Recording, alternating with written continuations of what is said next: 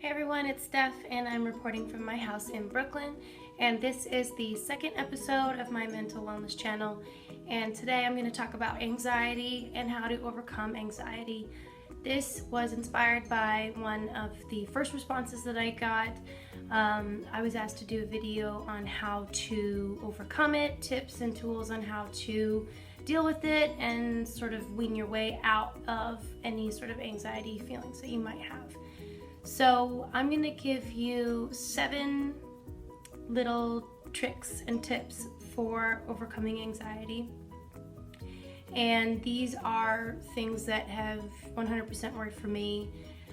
There's different types of anxiety. You could have social anxiety, you could have full-blown panic attacks, you could have physical anxiety in the form of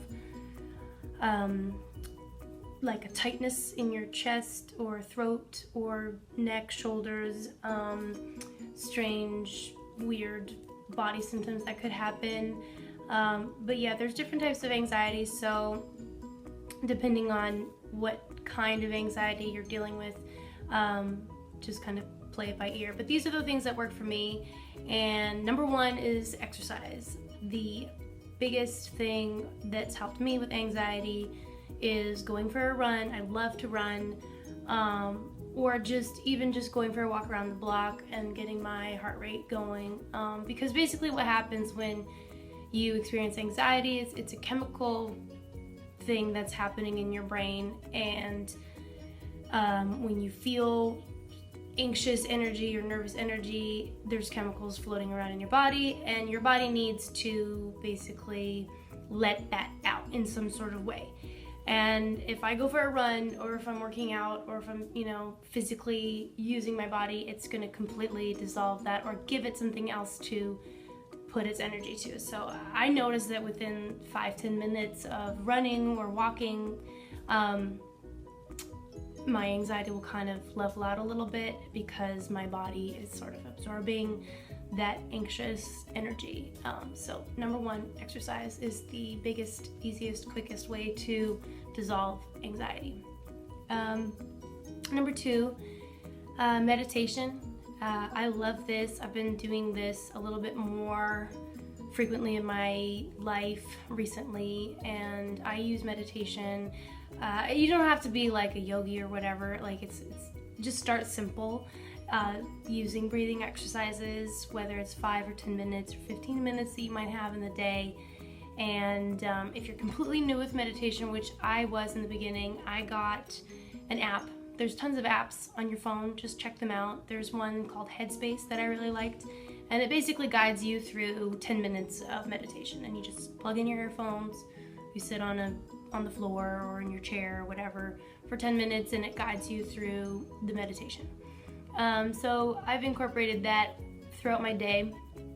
If I'm feeling a little bit overwhelmed or whatever, I'll just, take 10 minutes to just time out and then reset myself a little bit. And I love it because it keeps me very present and in the moment and calm. And then I can focus on whatever I need to focus on for the rest of the day. So meditation, number 2. The third thing is finding a distraction or doing an activity that requires all of your mental attention. So I have some hobbies that I do on the side just for that reason alone. For example, I started doing this ridiculous dog puzzle that I've been doing in my spare time. I've never done a puzzle before in my life, but I started doing this 1,000-piece dog puzzle because when I sit down and do it, I am using 100% of my focus on doing this specific activity, and I'm literally not thinking about anything else. So having an activity or a distraction that can kind of block out any of your anxious thoughts is also something that works for me as well. Anything that just requires your full attention to do is a good thing to do. Okay, number 4, avoid self-sabotage.